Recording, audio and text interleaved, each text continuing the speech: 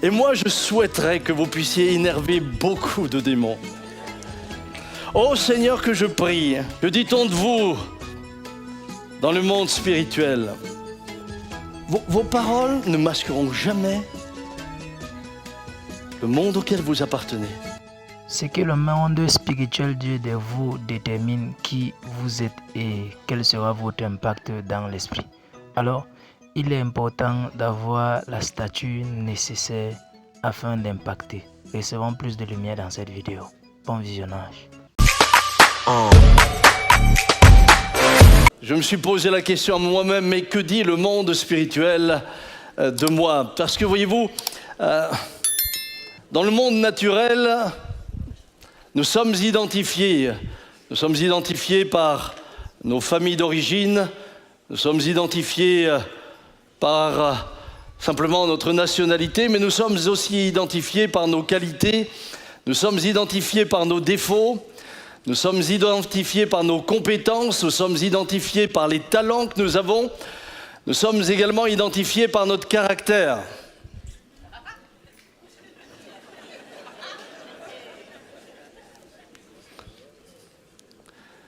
Et le caractère, eh bien, va parfois plus vite que votre réputation. Donc nous sommes connus et à partir de là, finalement, ceux qui nous entourent se forgent une opinion à notre sujet. On se bâtit une opinion à partir de ce que l'on connaît. Évidemment, l'opinion n'est pas toujours juste. L'opinion peut être déformée. Elle peut être déformée suivant les centres d'intérêt qu'a la personne qui dresse l'opinion sur nous. L'opinion peut se baser sur différents éléments et évidemment ce matin je n'ai pas le temps d'énumérer tous les éléments qui forgent une opinion. Ce qui fait que l'opinion humaine n'est pas toujours aussi juste que cela. Mais quand même, certaines personnes me disent parfois, moi j'en ai rien à faire de ce qu'on dit de moi. Eh bien tu devrais quand même parfois t'en inquiéter. Parce que si parfois on dit des choses fausses de nous, on en dit parfois aussi de vraies. Et en d'autres mots, eh bien, c'est aussi parfois un reflet de ce que nous sommes, même si nous nous refusons de l'entendre. Évidemment, lorsqu'il s'agit de notre foi et que l'on a une opinion ou une critique quant à notre foi, là, restons fermes. Mais à partir de l'opinion, voyez-vous, ça va impacter nos vies, puisque suivant l'opinion qu'on se fait, peuvent être prises des décisions à notre sujet. Des décisions peuvent être arrêtées à différents niveaux nous concernant, simplement sur l'opinion qu'on s'est fait de nous. Je vous donne un exemple. Si je suis employeur et je cherche quelqu'un pour un poste précis, évidemment, je vais d'abord regarder les compétences. A-t-il les compétences? A-t-il fait les études qui sont adéquates au poste que je propose? Ça, c'est une chose. S'est-il préparé? Mais il y a une deuxième chose, je me dis également intérieurement, bien, cette personne va devoir intégrer une équipe. Donc, quand on intègre une équipe, ce qui est important, ce n'est pas seulement les compétences, mais quel est son caractère? Finalement, que dit-on de lui? Vous savez qu'aujourd'hui, les chefs d'entreprise vont sur Facebook pour voir un peu ce qu'on raconte de vous. C'est pour ça, n'étalez pas votre vie. On se forge une opinion à partir de ce que l'on voit.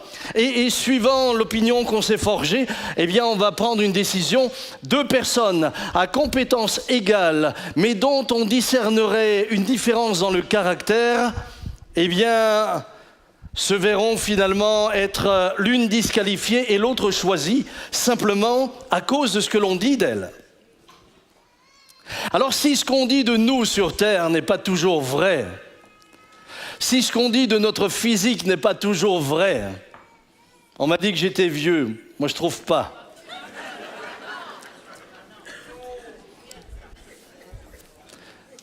Si ce qu'on dit sur vous n'est pas toujours vrai, il y a certaines choses que l'on dit qui dégagent de nous, qui forgent finalement une opinion et qui va orienter et impacter aussi notre vie. Eh bien, ce qui est vrai sur Terre, chers amis, c'est vrai dans le ciel.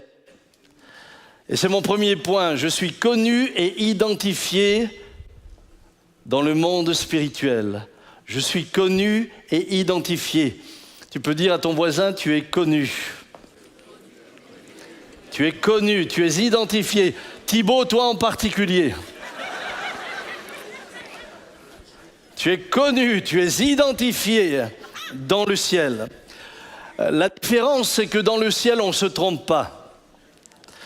Si les opinions qu'on se forge sur terre peuvent être altérées par la nature pécheresse des humains qui nous jugent, j'aimerais vous rappeler que quand le ciel parle de nous, il ne se trompe jamais. Ce qu'il dit de vous sera ce que vous êtes en réalité. Ce qu'il dit de vous, c'est ce qu'il voit. Nous avons souvent du mal à comprendre, et j'aimerais vraiment m'arrêter là-dessus ce matin, que le monde spirituel, bien qu'invisible à nos yeux, est pourtant aussi réel que le monde visible. Le monde spirituel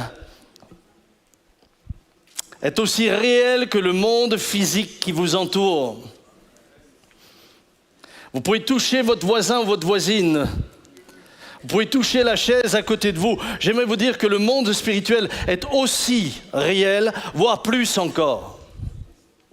Et ce monde, eh bien, nous connaît, parle de nous, nous observe. C'est exactement qui nous sommes et ce que nous faisons.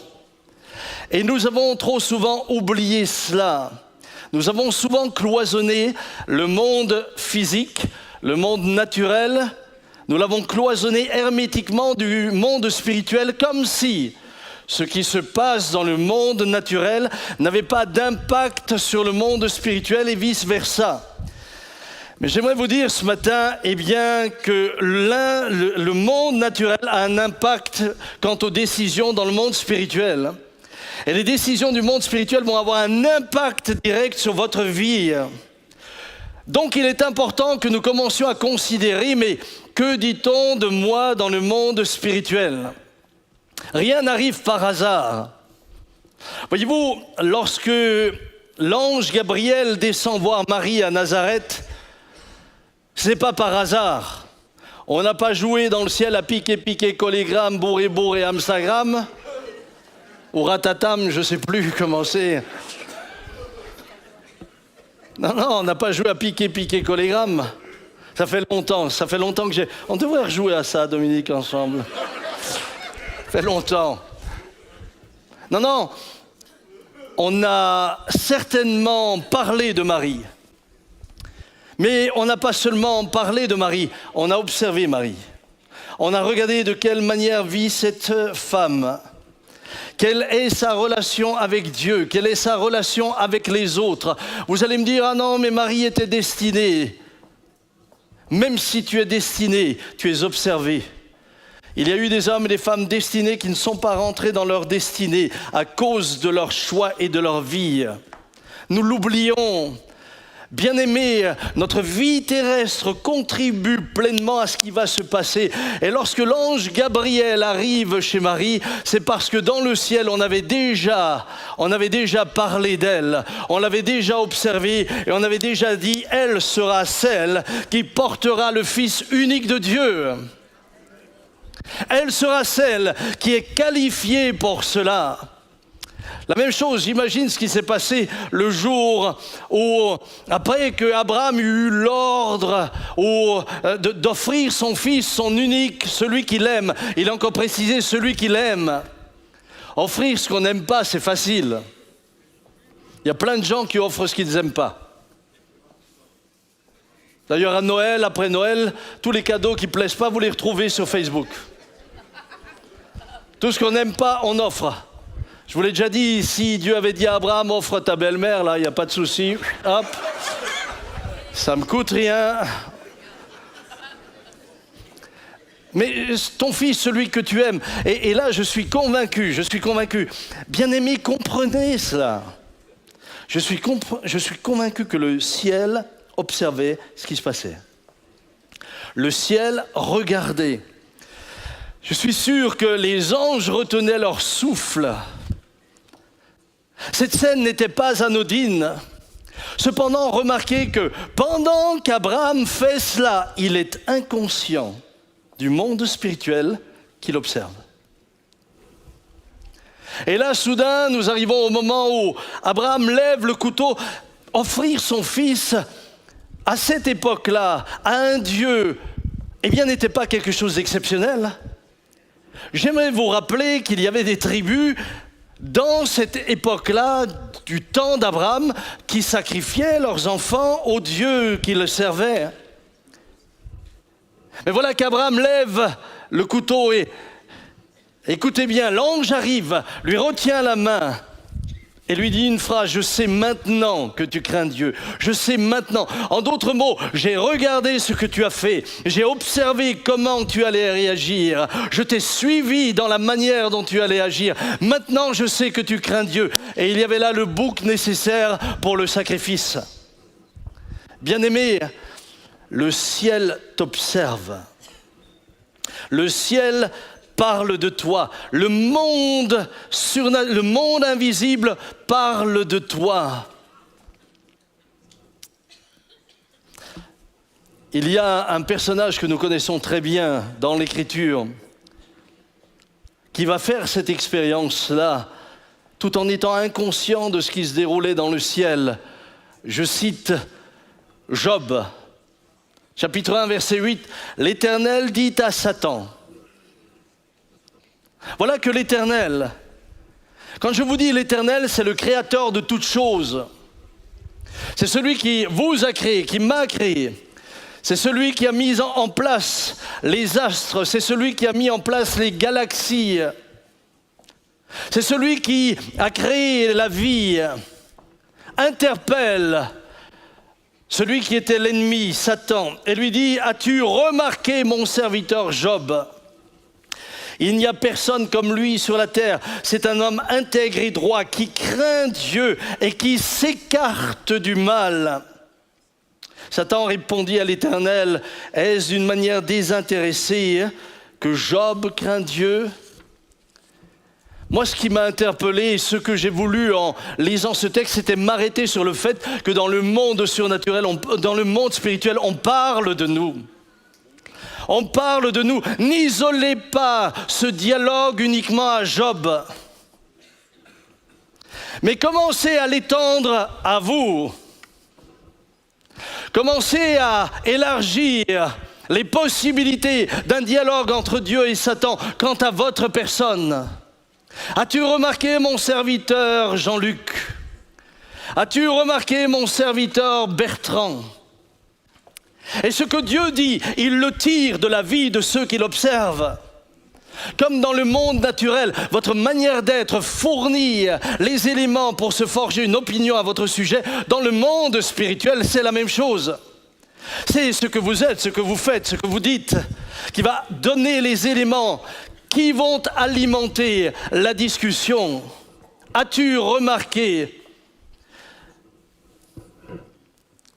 Job, pendant ce temps, on ne sait pas ce qu'il faisait. Job était sur la terre, et ce que j'essaie de vous faire comprendre, c'est que pendant que nous sommes occupés à nos petites affaires terrestres, il y a des scènes qui se déroulent dans le ciel qui sont absolument extraordinaires. Job venait-il d'offrir un sacrifice en faveur de ses enfants pour qu'ils soient sanctifiés ? J'en sais rien au moment de l'entretien. Était-il en train de semer des salades ? J'en sais rien. Je sais qu'une chose, c'est qu'il était observé. Et nous, notre problème, c'est que nous avons le sentiment que nos vies se déroulent indépendamment de ce qui se passe dans le ciel. Nous avons le sentiment que de temps en temps, les écoutilles du ciel s'ouvrent pour dire « Qu'est-ce qu'elle fait, la sœur Dominique ? Ça va, elle est gentille avec son mari, c'est bien. » Hop, les écoutilles se ferment à nouveau et puis va de l'avant la vie. Non, non, non, non, non, c'est pas comme ça. Ce n'est pas comme ça. Vous savez, j'ai eu la joie, et nous avons eu la joie avec mes frères et sœurs, de grandir à côté d'un homme de Dieu qui était conscient de la présence de Dieu. Mon cher papa était un homme conscient que Dieu l'observe, que Dieu le voit. C'est au quotidien. Dans tout ce qu'il était, dans tout ce qu'il faisait, dans sa manière de parler, dans sa manière d'être, eh bien tout était mu par une chose, la crainte de l'Éternel. Dieu me voit. C'est ce qui a fait de lui l'homme qu'il est devenu, l'homme que beaucoup d'entre vous avez admiré, avez aimé, auriez-vous voulu imiter. Mais cet homme-là était devenu ce qu'il est devenu parce qu'il était conscient que Dieu est là.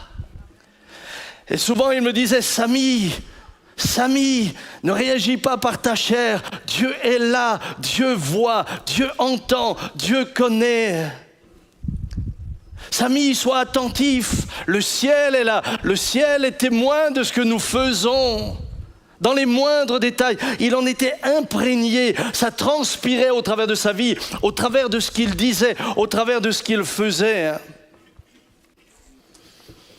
Voyez-vous, nous devrions parfois nous poser la question, que dit Dieu de moi et que lui répond Satan?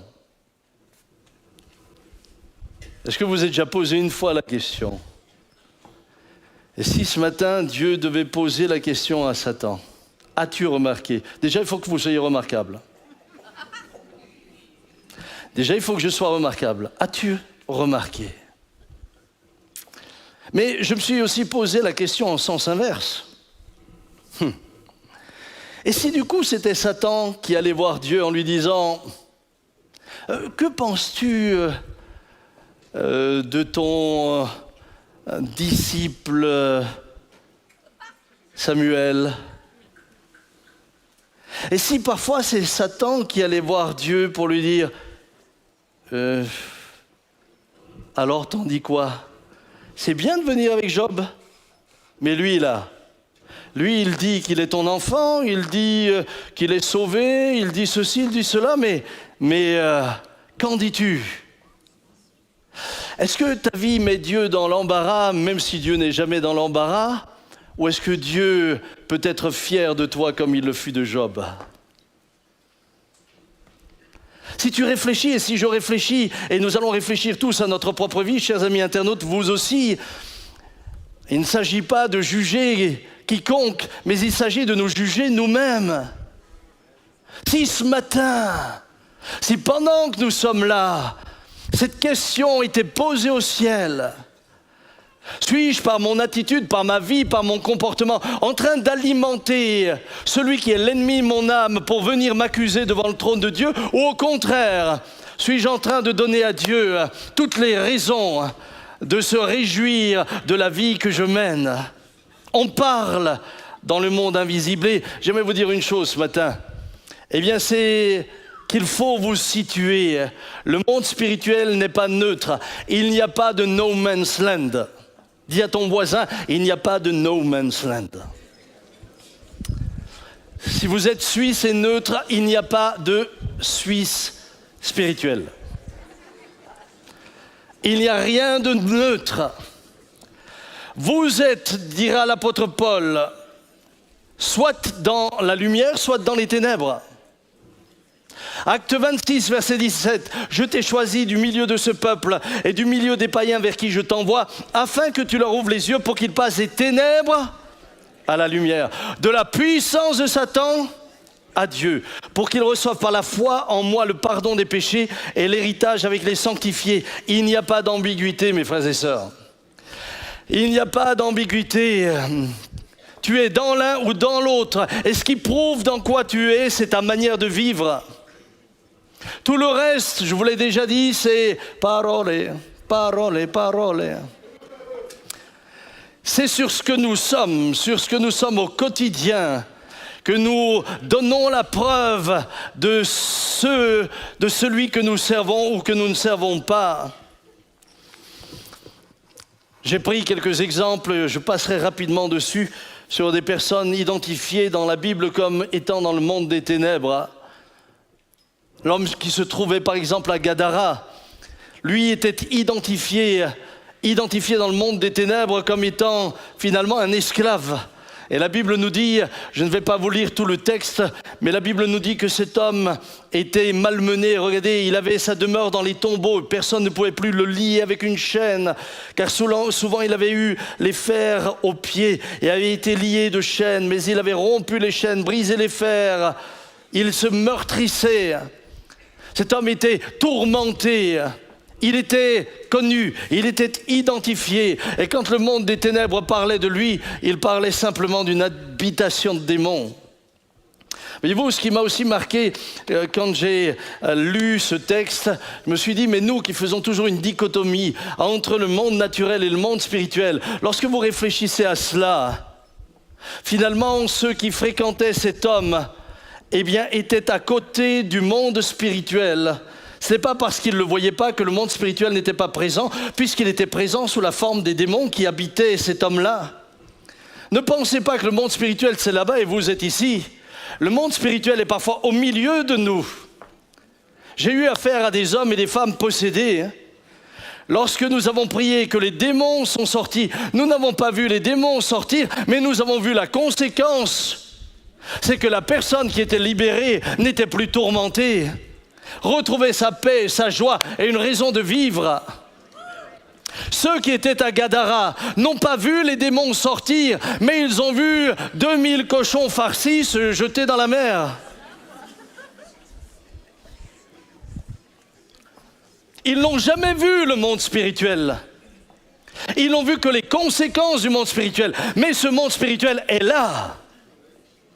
Ne l'oubliez pas, bien-aimés, je voudrais tellement que nous prenions conscience de cela. Ce monde spirituel est présent, il parle de moi, il parle de toi, il t'observe. Alors bien sûr que le monde spirituel se manifeste également autrement, pas forcément de manière aussi caricaturale et violente que le possédé de Gadara. Il vient déguisé en ange de lumière, nous dit l'Écriture. Et si je vous parle du monde des ténèbres, c'est parce que, eh bien, vous pouvez aussi le discerner. Le terme discerner en grec signifie percer au travers, voir au travers. Regardez, l'apôtre Paul arrive chez le proconsul dans Actes 13:6. Ayant ensuite traversé toute l'île jusqu'à Paphos, ils trouvèrent un certain magicien, faux prophète, juif, nommé Bar Jésus, qui était avec le proconsul Sergius Paulus, homme intelligent. Le fait d'être intelligent humainement ne vous protège pas de l'influence des ténèbres. Ce dernier fit appeler Barnabas et Saul et manifesta le désir d'entendre la parole de Dieu. Mais Élymas, le magicien, car c'est ce que signifie son nom, leur faisait opposition, cherchant à détourner de la foi le proconsul. Alors Saul, appelé aussi Paul, rempli du Saint-Esprit, fixa les regards sur lui et dit, homme plein de toute espèce de ruse et de fraude, fils du diable, ennemi de toute justice, ne cesseras-tu point de pervertir les voies droites du Seigneur? Paul avait percé au travers de cet homme-là. Comment? En voyant son attitude, en voyant son orientation, en voyant l'influence qu'il exerçait sur le proconsul, en voyant vers où il désirait amener le proconsul. Non, le monde des ténèbres ne se manifeste pas seulement dans des démoniaques. Le monde des ténèbres est parfois véhiculé par des philosophies, par des idéologies, par de faux prophètes, comme dit l'Écriture. D'ailleurs, Jésus lui-même identifiera même des religieux comme ennemis du royaume de Dieu et leur dira, non seulement vous n'y entrerez pas, mais vous empêchez les autres d'y entrer. Le monde des ténèbres, eh bien, peut mettre des vêtements très religieux. Pour autant, il n'en fait pas plus partie que du monde des ténèbres. Vous avez des personnes qui peuvent fréquenter les églises, chanter, et pourtant elles peuvent être identifiées dans cette catégorie de gens-là. Une question se pose, je vous ai dit, je ne voulais pas rester trop longtemps sur ce point-là, mais une question se pose. Les non-croyants et ceux qui marchent selon le monde sont-ils conscients qu'ils vivent dans les ténèbres ? Non, je ne le crois pas. Je crois que le monde qui nous entoure, pour la plupart, bien sûr, certains le savent, certains ont fait des alliances, des pactes, etc. Mais pour une grande majorité, ils ne sont pas conscients. Ils ne sont pas conscients. D'ailleurs, je dois dire, j'ai des amis, j'ai des personnes que j'apprécie, elles sont fort sympathiques, elles cherchent à vivre correctement. Mais pour autant, sont-elles dans la lumière? Non. Pourquoi? Parce qu'à partir du moment où tu rejettes la solution que Dieu a donnée au péché, et cette solution s'appelle Jésus. À partir du moment où tu rejettes la seule solution qui puisse te faire passer des ténèbres à la lumière, par définition, tu es dans les ténèbres. Et là, tu as beau être sympathique, tu as beau être un bon voisin, tu as beau faire de bonnes œuvres, tu as beau faire un tas de choses, tu es dans les ténèbres parce que tu as refusé la solution que Dieu t'offre. Et en refusant la solution que Dieu t'offre, tu te fais rebelle à Dieu, comme Adam et Ève se sont fait rebelles en désobéissant à ce que Dieu leur disait de faire. C'est donc pas sur votre sympathie, c'est donc pas sur le fait que vous essayez d'être correct. Et souvent on est correct parce que pour vivre en société, il faut être correct. D'ailleurs, il y a des lois pour nous sanctionner si on ne l'est pas. Donc de toute manière, l'un dans l'autre, on est quand même obligé d'être un peu cadré. Mais ça ne suffit pas. Et s'il y a ceux qui sont identifiés dans les ténèbres, il y a ceux qui sont identifiés comme appartenant au royaume de Dieu. Et c'est là la bonne nouvelle. Il y a ceux qui sont identifiés comme étant dans le royaume de Dieu. Et ceux qui sont identifiés sur terre comme appartenant au royaume de Dieu, on en parle dans le monde des ténèbres.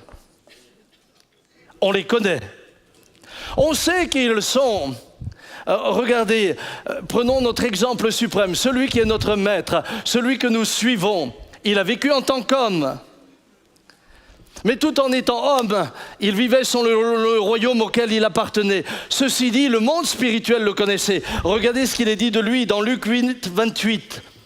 Quand il vit Jésus, il poussa un grand cri, se jeta à ses pieds et dit avec force, « Que me veux-tu, Jésus, fils du Dieu très haut? Je t'en prie, ne me tourmente pas. » Voilà que le tourmenteur supplie de ne pas être tourmenté. Jésus était connu. Frères et sœurs, vous êtes connus dans le monde spirituel. On parle de vous. Soit vous ne faites aucun effet et on ne vous craint pas, soit on vous craint. Mais vous êtes connus. Et vous n'êtes pas connus sur la base de vos déclarations. Vous n'êtes pas connus sur la base de vos belles phrases. Vous êtes connus sur la base de ce que vous êtes dans votre vie quotidienne. Vous savez, j'ai fait un jour une expérience, je l'ai partagée là lorsque j'étais en Suisse. Ah, le temps passe vite. Je devais enseigner dans une école de jeunesse en mission. C'était à Burtigny en Suisse. Puis alors que j'arrive, j'avais fait 300 km et j'arrive, je sors de la voiture, je suis à peine sorti, je n'ai pas encore sorti mes valises. J'ai un jeune homme face à moi qui me dit « je veux vous parler ». Alors je lui dis, écoute, d'accord, mais laisse-moi juste arriver, puis on s'organisera. Et puis finalement, j'ai pu fixer un rendez-vous avec lui le lendemain. Et lors du rendez-vous, à cette époque-là, je ne sais pas comment c'est aujourd'hui, ceux qui venaient pour être formés dans l'école biblique avaient aussi des tuteurs. Et donc son tuteur participait à l'entretien.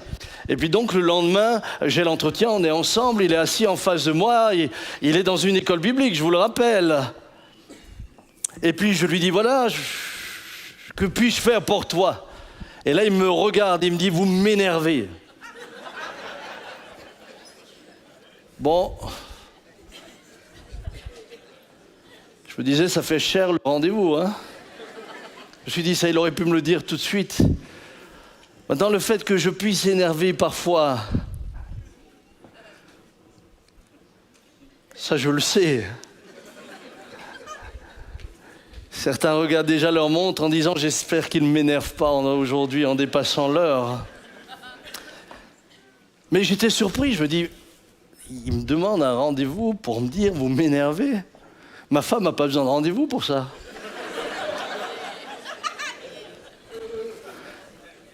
Et puis, l'idée, assez naturellement, la pensée me vient. J'ai pas essayé, j'ai pas argumenté avec lui, j'ai pas commencé à rebondir sur ce qu'il venait de dire.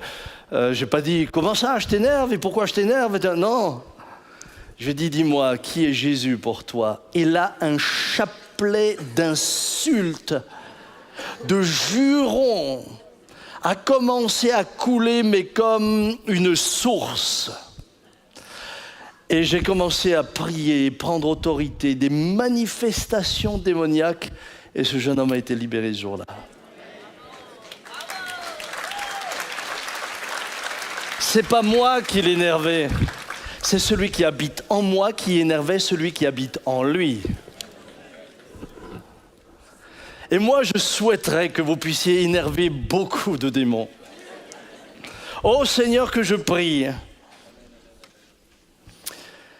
Paul était également connu dans le monde spirituel. Acte 16, comme nous allions au lieu de prière, une servante qui avait un esprit de python et qui par ses divinations procurait un grand profit à ses maîtres vint à notre rencontre. Elle se mit à nous suivre, Paul et nous, et criait « Ces hommes sont serviteurs du Dieu très haut et ils vous annoncent la voie du salut. » Le monde des ténèbres en elle savait qui était Paul.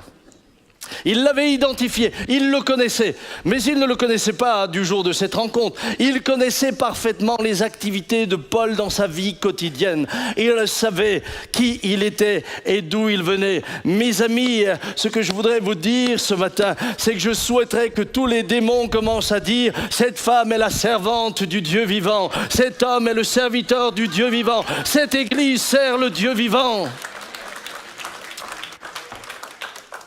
Que dit-on de vous dans le monde spirituel? Et j'en arrive à mon deuxième point.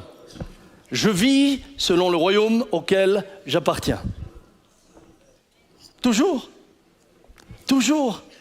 Vous pouvez me dire ce que vous voulez. C'est en vous regardant vivre que je sais à quel royaume vous appartenez. Vos paroles ne masqueront jamais le monde auquel vous appartenez. Éphésiens 2, vous étiez morts par vos offenses et par vos péchés, dans lesquels vous marchiez autrefois selon le train de ce monde, selon le prince de la puissance de l'air, de l'esprit qui agit maintenant dans les fils de la rébellion. Nous tous aussi, nous étions de leur nombre et nous vivions autrefois selon les convoitises de notre chair, accomplissant les volontés de la chair et de nos pensées. Et nous étions par nature des enfants de colère comme les autres. Le monde spirituel auquel nous appartenons définit notre manière de vivre. Et là, je vais vous dire quelque chose qui va peut-être vous choquer, mais les païens sont plus en accord et plus cohérents que les chrétiens. Est-ce que je peux vous redire ça? Les païens sont cohérents avec ce qu'ils pensent et croient. Les athées, par exemple, déclarent qu'il n'y a pas de Dieu. À partir du moment où il n'y a pas de Dieu, il n'y a pas de péché. À partir du moment où il n'y a pas de péché, tu fais ce que tu veux. Mais ils sont cohérents. Ils vivent la vie. Ils trompent leurs femmes, ils mentent, ils volent si ça leur rend service, etc., etc. Ils font attention à ne pas se faire prendre. Bien sûr, il y a des lois, il y a tout ce qui régit pour que le pécheur que je suis soit quand même un peu canalisé. Mais dans la réalité, ils sont au moins cohérents. Là où je suis souvent abasourdi, c'est quand je vois des gens qui me disent « Je suis chrétien » et qui vivent comme les païens. Vous n'êtes pas cohérent. Je ne suis pas cohérent si je suis comme ça. Je ne suis pas cohérent. Il faut que je sois cohérent. Que vous soyez ici, que vous soyez devant le net, que vous soyez assis tout seul à la maison, soyez cohérent. Bien-aimés, que dit le monde invisible de vous dépendra de votre cohérence avec la vie que vous menez en fonction de la foi que vous professez avoir. Souvent les gens viennent me dire « Oh mais tu vois le monde, tu vois les païens, mais tu vois à quel point c'est moche. » Mais ils sont cohérents. C'est vrai que c'est pas beau. C'est vrai que ça se dégrade, mais ils sont cohérents. Maintenant, plus eux vont dans ce sens-là, plus l'Église devrait briller. Frères et sœurs, ceux qui vivent sous l'autorité de Dieu vivent en fonction du royaume auquel ils appartiennent. Appartiens-tu au royaume de Dieu? Il y en a un. Alors vis en fonction du royaume auquel tu professes appartenir.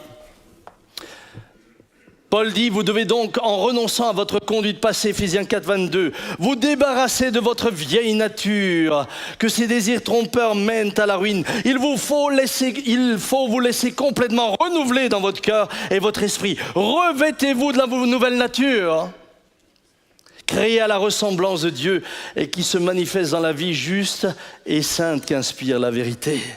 Revêtez-vous. Vous êtes des hommes et des femmes nouveaux et nouvelles. Hallo, seid ihr eingeschlafen?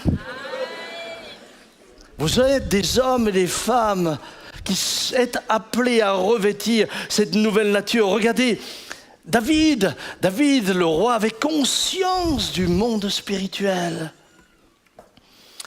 Dans le psaume 139, verset 1, il dit « Seigneur, tu regardes jusqu'au fond de mon cœur et tu sais tout de moi. » Des fois, on paye pour aller passer un IRM pour qu'on voie tout. Mais l'IRM ne voit pas tout de nous.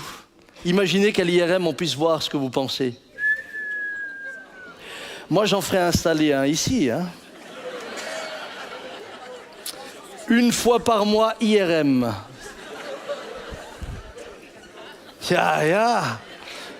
Eh bien, moi, j'aimerais vous dire que vous êtes sous l'IRM divin tous les jours. Dis-le à ton voisin, tous les jours.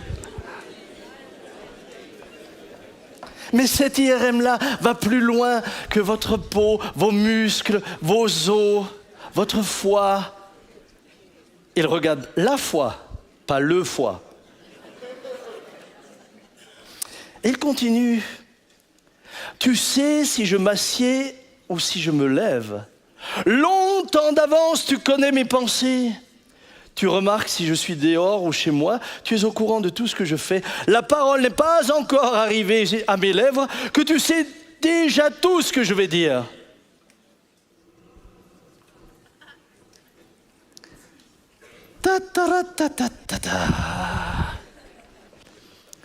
La parole n'est pas sur mes lèvres que tu sais déjà tout ce que je vais dire. Hast du andere wieder gesagt am Sonntag? Hein, t'as de nouveau vu l'autre dimanche? Mais je prends pour qui là? Hein? Frère, sœur, vous croyez pas qu'on parlerait autrement si on était conscient? Conscient.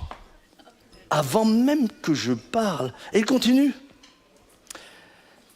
Tu es derrière moi, devant aussi, tu poses ta main sur moi. Que tu me connaisses à ce point trop merveilleux pour moi et dépasse tout ce que je peux comprendre. Frères et sœurs, David vit ça comme une grâce. Il y a juste un détail. Un jour, David était chez lui, au-dessus de son palais. Et là, il voit une femme belle qui se baigne. Apparemment, il avait oublié. Éternel, tu me sondes et tu me connais. Tu vois quand je m'assieds et quand je me couche. Tu vois quand je ziote et ce que j'alimente comme pensée quand je crois être seul devant mon ordinateur. Quand je pense que ma femme dort profondément et que je me laisse glisser. Non, ne me regarde pas comme ça ne me concerne pas. Là, je peux dire honnêtement, 9. Et n'oubliez pas que je suis pasteur, j'ai aussi des confessions. Non, tu pénètres de loin ma pensée, tu me vois, tu me connais. Imaginez dans ces moments-là ce qui se passe dans le monde spirituel. Imaginez ce qui est en train d'être dit dans le monde spirituel. Imaginez le monde des ténèbres comme il réagit. Ça, nous l'oublions. Bien-aimés, nous n'avons pas suffisamment conscience de la présence du monde spirituel au milieu de nous. 24 heures sur 24, où que je sois, quoi que je fasse. Regardez, Jésus rappelle dans Matthieu que tout est vu. Matthieu chapitre 6, verset 2. Quand donc tu donnes quelque chose à un pauvre, n'attire pas bruyamment l'attention sur toi. Comme le font les hypocrites dans les synagogues et dans les rues. Ils agissent ainsi pour être loués des hommes. Je vous le déclare, c'est la vérité. Ils ont déjà leur récompense. Mais quand ta main droite donne quelque chose à un pauvre, la main gauche elle-même ne doit pas le savoir. Vous avez déjà essayé? C'est difficile, hein? Je ne sais pas comment la gauche arrive toujours à enseigner. Ainsi, il faut que ce don reste secret. Et maintenant, écoutez. Et Dieu, ton Père, qui voit ce que tu fais en secret, te récompensera. Même ça, ce que tu fais en secret, cette aide que tu donnes, cette faveur que tu fais, cette enveloppe que tu as donnée, ces courses que tu as faites, que tu as accrochées à la porte, Dieu le voit. Notre nature charnelle a besoin d'en parler parce qu'elle cherche de la reconnaissance. Mais l'être spirituel que nous sommes n'a pas besoin de cette reconnaissance. Il le fait parce qu'il appartient à un royaume dans lequel ces choses sont normales. Écoutez bien, il continue. Quand vous priez, ne soyez pas comme les hypocrites. Ils aiment à prier debout dans les synagogues et au coin des rues pour que tout le monde les voie. Je vous le déclare, c'est la vérité. Ils ont déjà leur récompense.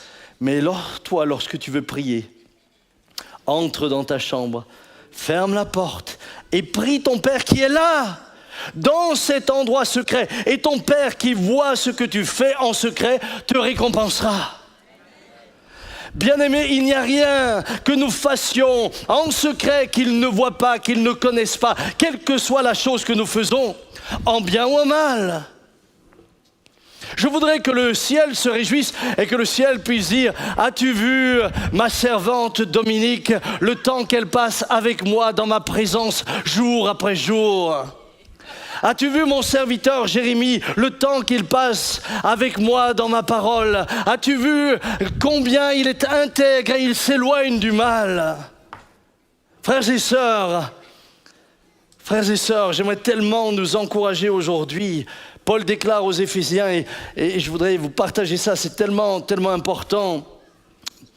Éphésiens 2, 4, mais Dieu qui est riche en miséricorde à cause du grand amour dont il nous a aimés, nous qui étions morts par nos offenses, nous a rendus à la vie avec Christ. C'est par grâce que vous êtes sauvés. Il nous a, écoutez bien, il nous a ressuscités ensemble et nous a fait asseoir dans les lieux célestes en Jésus-Christ. Est-ce qu'on peut redire ça à haute voix tous ensemble? Allez-y. Ensemble.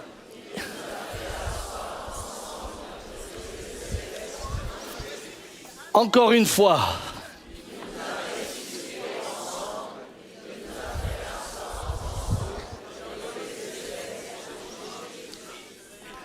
Est-ce que tu le crois? Est-ce que tu le crois? Tu sais ce que ça veut dire? Cela veut dire que spirituellement, tu es déjà assis avec Christ dans les lieux célestes. Le Père te connaît, le Saint-Esprit te connaît, les anges te connaissent. Mon frère et ma sœur, le monde spirituel nous connaît. Comment est-ce que ça se traduit? Il nous a ressuscités ensemble et nous a fait asseoir ensemble dans les lieux célestes en Jésus-Christ. Frères et sœurs, vous et moi, le jour où nous mourrons, quand nous arriverons au ciel,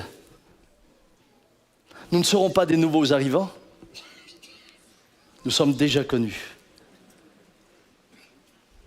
Le jour où nous quittons ces lieux, le jour où nous quittons cette terre, le jour où nous mourrons, vous arriverez dans le ciel auquel vous appartenez déjà. Vous serez accueillis, non pas comme des nouveaux arrivants. On ne dira pas « Oh, Monsieur Manchon,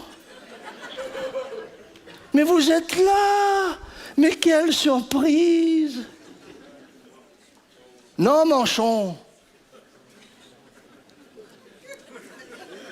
Et là, il a l'impression d'être à l'école avec le professeur. Il dit « Manchon, alors la leçon ?» Non, monsieur Manchon, Jean-Luc. Non, vous n'arriverez pas et vous ne surprendrez pas le Seigneur. Les anges ne diront pas « Oh, chantons un cantique, Jean-Luc est arrivé. » Non, ça fait longtemps que tu es arrivé. Ça fait longtemps que tu es connu. Pourquoi est-ce que ça fait longtemps? Le jour, si tu pouvais m'écouter, pas parler avec ton petit collègue à côté, Bertrand Huetz, vous irez au coin. Bon.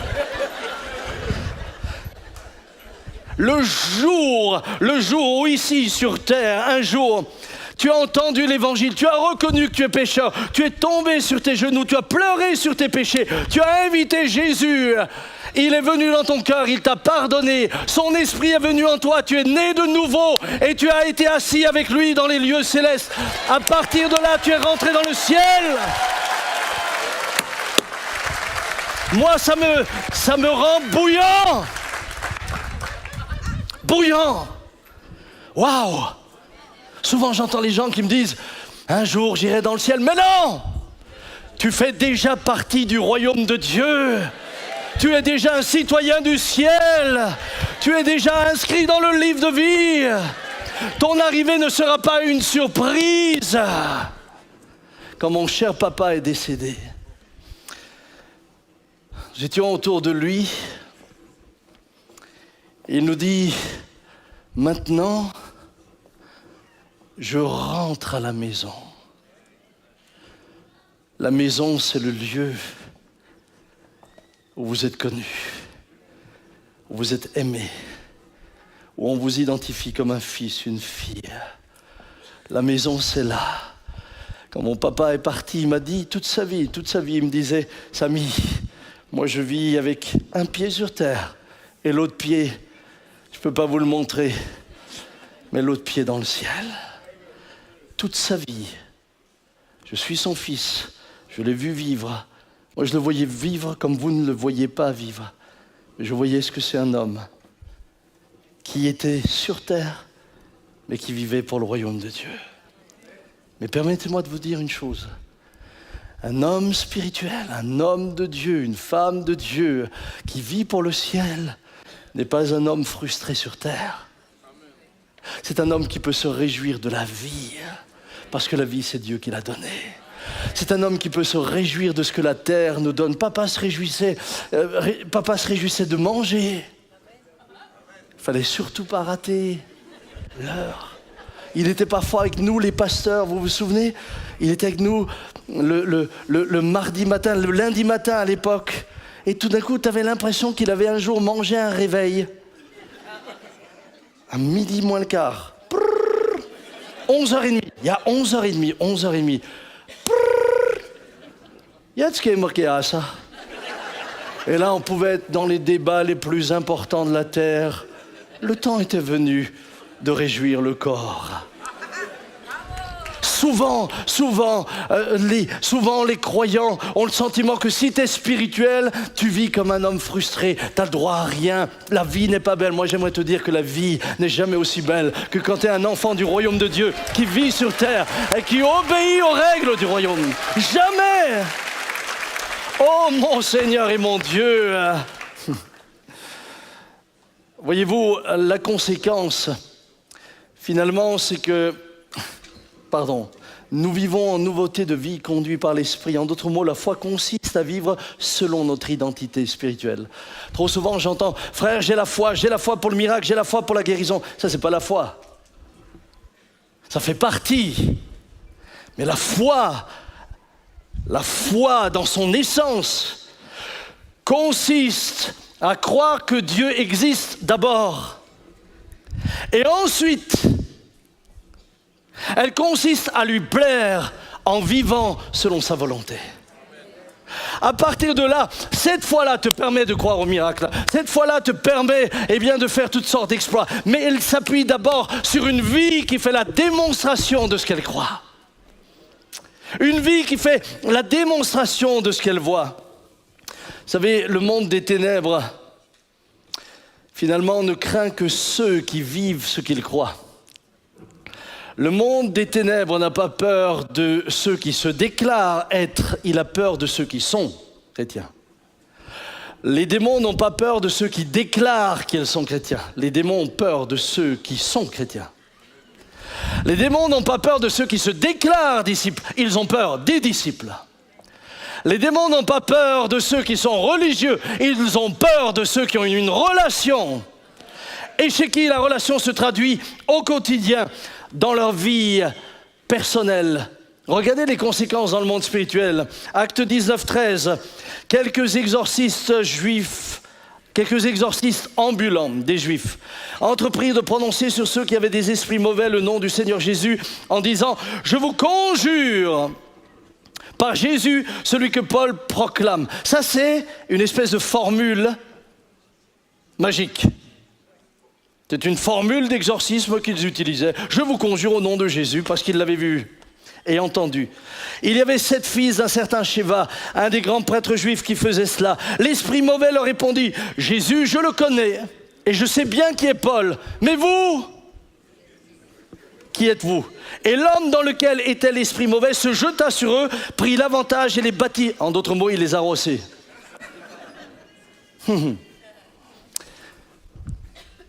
vous attaquez jamais à un démon si vous n'avez pas une vie de disciple et d'enfant de Dieu. Parce que vous le regretterez. Vous trompez votre monde, mais vous ne trompez pas ce monde-là. Les humains, vous pouvez les tromper. Mais le monde spirituel, celui qui parle de moi, qui parle de vous, il sait qui vous êtes. Je me souviens de cet homme qui était avec des frères, voulait chasser des démons, et tout d'un coup, un des démons l'a interpellé et dit « Qu'est-ce que toi tu veux? Tu trompes ta femme. » Il était réduit à néant en 2 secondes. 2 secondes. Il a juste pu se retirer. Parce qu'en effet, il trompait sa femme.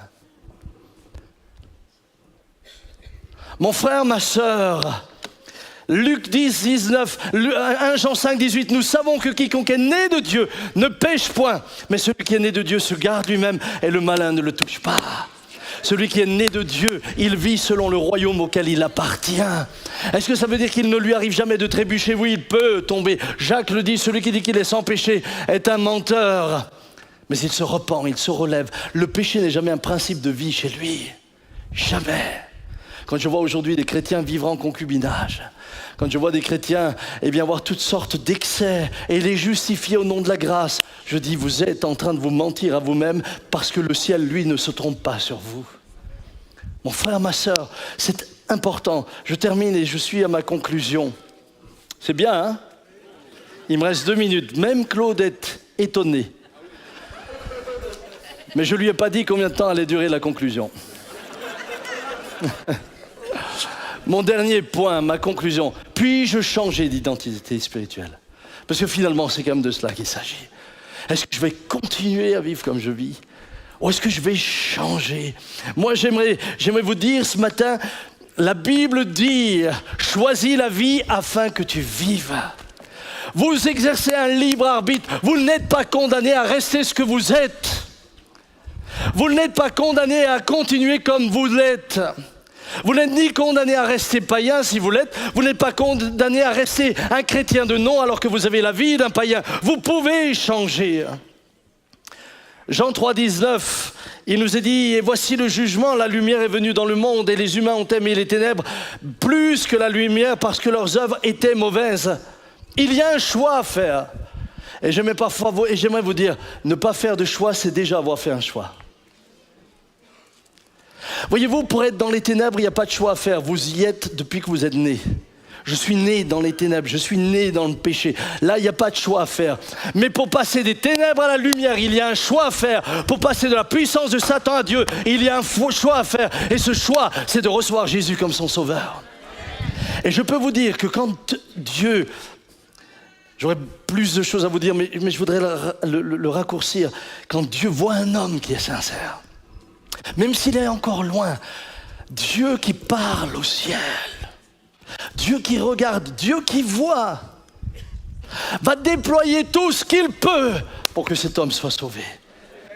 Acte 10, 1, il y avait à Césarée un homme, Corneille, centurion de la cohorte appelée Italique. En d'autres mots, c'était un Italien. Ils iront aussi au ciel. Hein. C'est pour l'embêter là-bas.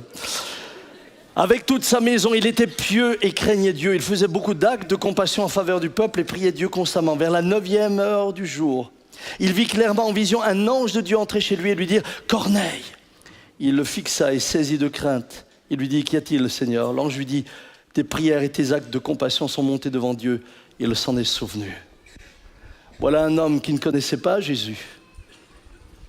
Il servait Dieu comme il le savait, il était encore dans les ténèbres, mais il cherchait à aimer Dieu. Dans le ciel, on a parlé de lui. Dans le ciel, on a donné l'ordre à un ange d'aller le voir. Et pendant qu'on donnait l'ordre à un ange d'aller le voir, à quelques kilomètres de là, à Jaffa, se trouvait Pierre, qui était sur la terrasse, en train de se reposer avant de manger. Il reçoit une vision. Et Dieu va parler à Pierre, va le convaincre pour l'emmener jusque chez cet homme, Corneille. Il arrive chez Corneille le lendemain. Il lui annonce l'évangile. Corneille et toute sa famille sont sauvés. Tous ceux qui sont là sont sauvés et baptisés du Saint-Esprit. Parce que Dieu ne laissera jamais un homme et une femme qui cherchent de tout son cœur. Il ne le laissera jamais. Il viendra à ta rencontre. Il viendra à ta rencontre. Même le possédé de Gadara. Peut-être ce matin tu me dis, mais moi dans ma situation c'est pas possible. Moi j'aimerais vous dire, le possédé de Gadara, celui qui était répertorié dans le monde des ténèbres comme étant une demeure de démons, celui qui se meurtrissait lui-même, celui qui finalement était même à côté et rejeté par la société, celui-là même, lorsqu'il vit Jésus, vint à lui et le salut s'offrit à sa maison. Ce matin, frères et sœurs, ma préoccupation, c'est en particulier pour ceux qui, ce matin, se disent, mais si ce que j'ai entendu là est la réalité, où en est ma vie? Si les talons est là, je suis où? Est-ce que je suis que dans le discours pendant que l'on vient au clavier, merci? Est-ce que je suis que dans le discours? Est-ce que ma vie honore Dieu? Est-ce qu'elle l'honore au quotidien? Est-ce que comme David, je peux dire, tu connais de loin ma pensée, tes paroles ne sont pas sur mes lèvres, que déjà tu les connais? J'en suis où, Seigneur? Quel genre de vie chrétienne suis-je en train de mener? Pourquoi est-ce que je vous dis cela? Et pourquoi est-ce que je vous ai posé cette question, que dit le monde spirituel de vous?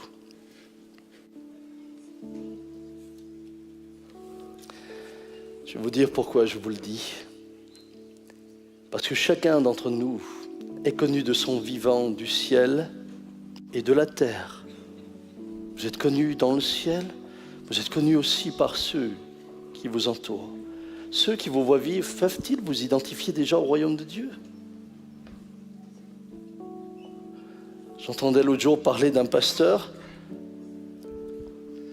et c'est une sœur de l'église qui me disait, ma fille qui ne connaît pas le Seigneur a rejoint un club, je ne donne pas de précision, un club, et j'étais toute contente parce qu'il y a un pasteur dans le club, et je me suis dit, waouh, c'est formidable, le pasteur va lui annoncer Jésus, et un jour elle dit à sa fille, alors, le pasteur, il te parle du Seigneur? Et elle lui dit, non, le pasteur nous a dit, en dehors de son travail, il ne parle jamais de Dieu.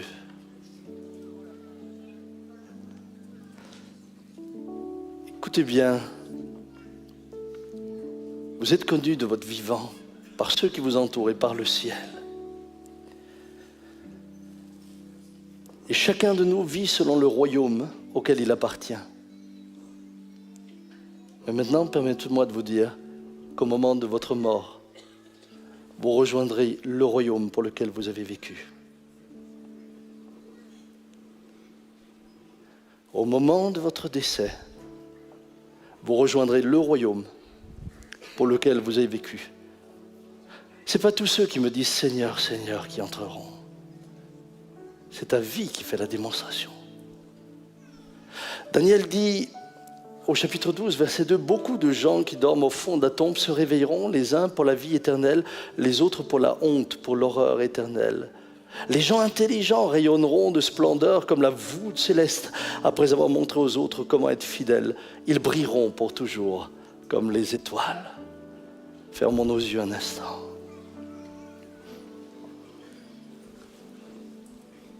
Encore une fois ce matin, ma question est, que dit le monde spirituel de nous? si le monde naturel se forge une opinion à notre sujet, il se base sur des éléments que nous lui donnons qui sont factuels. Je l'ai dit, il juge parfois partiellement, mais il utilise les éléments que nous lui donnons. Le monde spirituel, lui, ne se trompe pas. Au ciel, on juge justement. Quand Dieu parle de Job dans les termes qu'il a utilisés, il dit de Job ce qu'il pense de Job, parce que les éléments factuels qu'il a de Job sont ceux que Dieu utilise pour interpeller Satan. Alors que nos yeux sont fermés ce matin, j'aimerais me poser la question et te poser la question. Tu vas me dire, mais j'en sais rien ce qu'on dit au ciel. Ta vie te donne déjà suffisamment d'éléments factuels pour que tu arrives à t'en faire une idée. Ta manière d'être, ton comportement, ta soif de Dieu ou pas, ta joie de prier ou pas.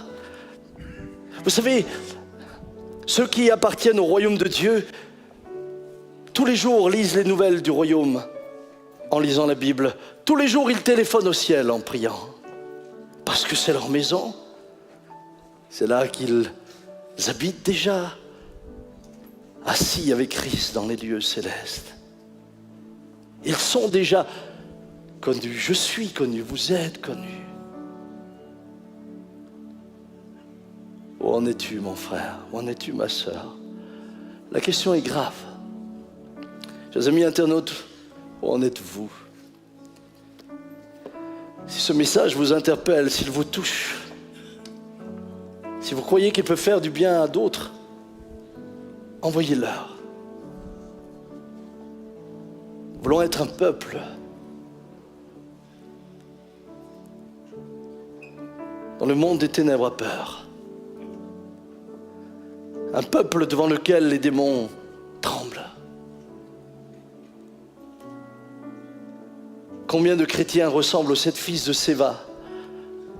Ils utilisent un vocabulaire pieux et spirituel au nom de Jésus que Paul prêche. Mais ils n'ont aucune autorité. Ils sont dépouillés de toute autorité par la vie qu'ils mènent. Ce matin, je voudrais que nous puissions nous lever, nous tenir devant lui. La Bible dit, et l'apôtre Paul dit aux Corinthiens que chacun donc s'éprouve lui-même pour voir s'il est dans la foi. Quand l'apôtre Paul dit que chacun donc s'éprouve lui-même pour voir s'il est dans la foi, est-ce que ta vie est une vie de foi? Et est-ce que cette foi se traduit dans ta vie, concrètement, dans ton quotidien? Et quand je dis dans le quotidien, ce n'est pas seulement quand quelqu'un est présent, c'est quand il n'y a personne. Éternel, tu me sondes et tu me connais.